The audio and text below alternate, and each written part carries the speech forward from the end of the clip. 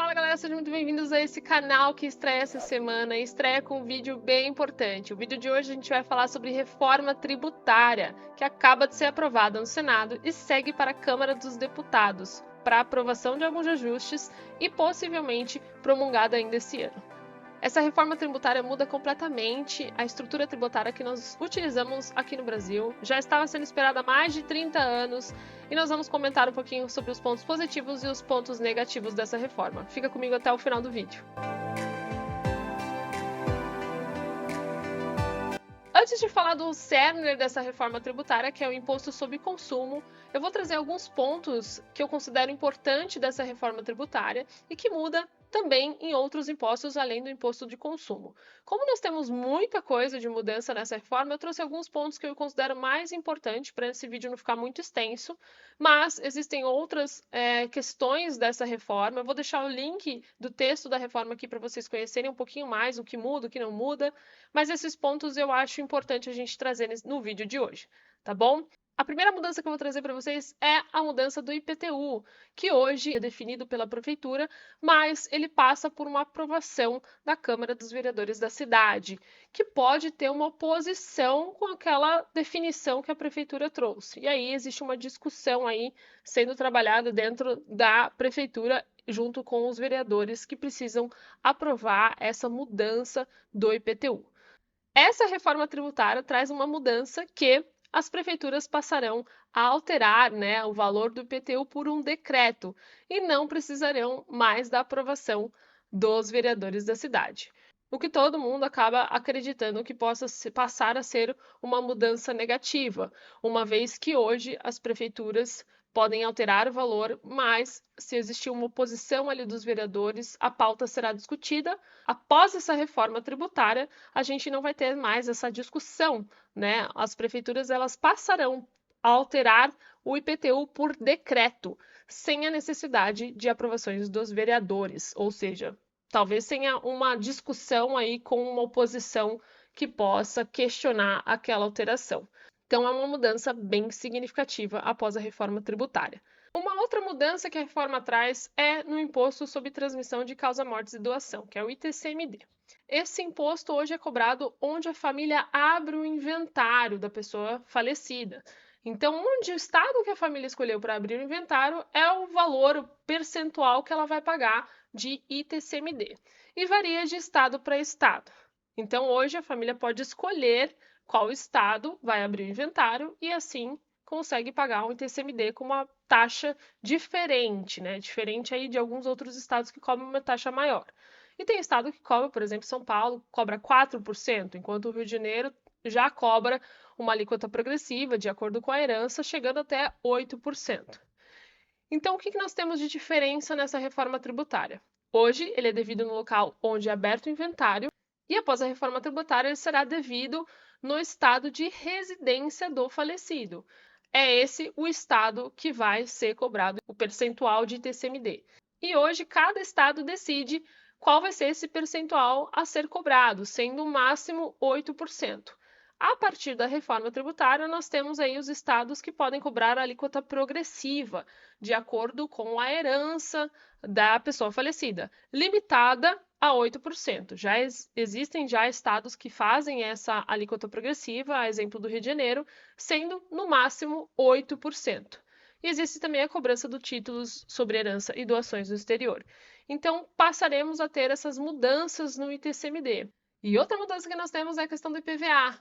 Vai ter uma alíquota diferente, progressiva, em função do valor e do impacto ambiental do veículo. E é um ponto de discussão, uma vez que nos parece que pessoas que têm veículos mais antigos vão pagar um IPVA maior do que pessoas que têm veículos mais novos.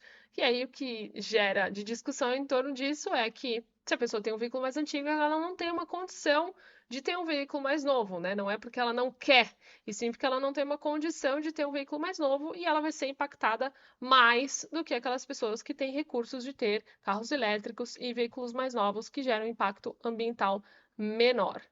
Certo? Então também é um ponto de discussão aí, um ponto importante para a gente entender como que vai funcionar isso tudo. E como eu falei para vocês, o Cerner, o foco dessa reforma é o imposto sobre o consumo. Então nós vamos ter bastante mudança nisso, e que bom, porque nós estávamos aguardando há mais de 30 anos essas mudanças. E o que nós vamos ter de diferente nessa reforma tributária, né? A simplificação de 5 impostos. E isso é unânime. Todas as pessoas, de fato, entendem que nós precisávamos disso, né? O Brasil tem o sistema, a estrutura tributária mais complexa do mundo, então passaremos a utilizar um modelo conhecido, que eu vou comentar aqui com vocês qual é, e isso traz, além de simplicidade, também transparência. Então, vamos ver aqui comigo como que isso vai ficar. Então, nós temos o imposto federal, né, de âmbito federal, que é o PIS, o COFINS e o IPI, e nós temos dois impostos, que é o imposto de âmbito estadual, o ICMS, e o imposto municipal, que é o ISS. Nós passaremos a ter dois impostos, né, que é o CBS de âmbito federal. O imposto CBS é o imposto de contribuição sobre bens e serviços, e nós passaremos a ter o IBS, que é o imposto sobre operações com bens e serviços. Nós vamos utilizar um modelo conhecido, mais conhecido aí pelos países da OCDE, que é o IVA, né, o Imposto sobre o Valor Agregado. Só que nós utilizaremos o IVA dual, que é a junção do CBS e o IBS, onde nós teremos aí o Imposto sobre o Valor Agregado IVA dual. Então, nós passaremos a utilizar um modelo já conhecido por outros países, o que nos traz também transparência do valor que de fato nós pagamos de imposto, imposto sobre o consumo. Então, existem três alíquotas que são consideradas para o IVA dual. Nós temos a alíquota padrão, que vai ser definida aí por lei complementar em 2024. Então, de fato, ela tem que ser definida em lei complementar. Vai trazer aí qual que é a alíquota padrão, mas já existem estudos aqui no Ministério da Fazenda nos dizendo qual que vai ser essa alíquota padrão. Nós temos a alíquota reduzida, uma redução de 60% na tributação definida em lei para alguns setores, incluindo aí educação, saúde, dispositivos médicos e outros setores que acabaram conseguindo essa alíquota reduzida de 60%. E existem também a alíquota zerada, o imposto zerado para determinados produtos da cesta básica, por exemplo, determinados medicamentos e etc. E aí, o que nós trazemos de mais importante aqui, além de tudo isso que eu passei para vocês, é que passaremos a entender qual que é o valor de imposto que de fato pagamos. Então, esse imposto sobre o valor agregado, ele é utilizado por outros países e, de acordo com estudos do próprio Ministério da Fazenda, né, nós teremos aí o maior imposto do mundo, que pode ser até de 27,5%.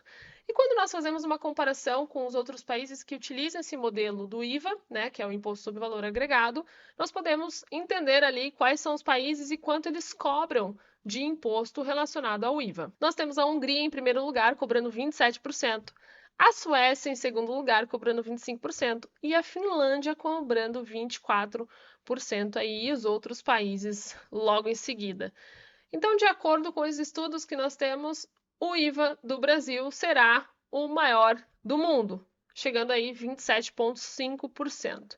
E essa mudança que nós temos na reforma tributária traz alguns impactos, né? E o setor mais impactado com a mudança da reforma tributária é o setor de serviços, setor o qual gera mais emprego para a nossa economia. Eu trouxe até essa notícia aqui para a gente ver junto, né? O saldo de empregos para o setor da economia, e é um baita de um valor ali, é o setor de serviços, onde é o setor, de fato, que gera mais emprego na economia do Brasil. E aí o Portal 360 e o T2 Educação fizeram uma publicação de um exemplo de o quanto vai impactar esse setor de serviços, né, após essa reforma tributária. Então, vamos dar um exemplo aqui, qualquer empresa que ela se enquadre no setor de serviço, claro, que ela se enquadre no regime de lucro presumido, ela paga hoje de PIS 0,65%, de COFINS 3% e de ISS 5%. Então, ela paga um total de 8,65%. Ela passaria a pagar com essa reforma tributária 27,5% de acordo com os estudos que foram publicados pelo Ministério da Fazenda. Então, ela passará a pagar 27,5% se assim for confirmado esse percentual do IVA. E uma empresa que se enquadra ali no regime de lucro real, ela paga o PIS de 1,65%, o COFINS de 7,6% e o ISS de 5%, pagando no total 14,25% de impostos e passaria a pagar 27,5%. Então, é um impacto bem alto para um setor que mais gera emprego na economia do país. E o que a gente precisa questionar é quais são as medidas econômicas que o governo está tomando hoje que geram impacto no médio e longo prazo, que junto com essa reforma tributária que impacta bastante, no final das contas, ele impacta o consumidor, porque o aumento dos impostos gera um aumento dos preços, certo? O que pode gerar aí uma inflação. Então, quais são as medidas econômicas que nós estamos tendo que olha lá para o futuro, que olha lá para o longo e médio prazo, que pode ajudar esse contexto de reforma tributária, até a implantação dessa estrutura de reforma tributária? Quer conhecer mais os elementos macroeconômicos, políticas fiscais, cambiais e monetárias, conhecer o tripé macroeconômico, saber tudo isso? Pois bem, olha só, deixei um link aqui na descrição desse vídeo. Se inscreve que eu tenho uma surpresa para você. Tá bom? Te vejo lá. Se você gostou desse vídeo, curte, compartilha. Se você quiser comentar o que você acha que essa reforma tributária vai gerar aí de impactos ou as medidas econômicas que o nosso governo está tomando, me conta aqui nos comentários o que você acha. Te vejo no próximo vídeo. Até lá. Tchau!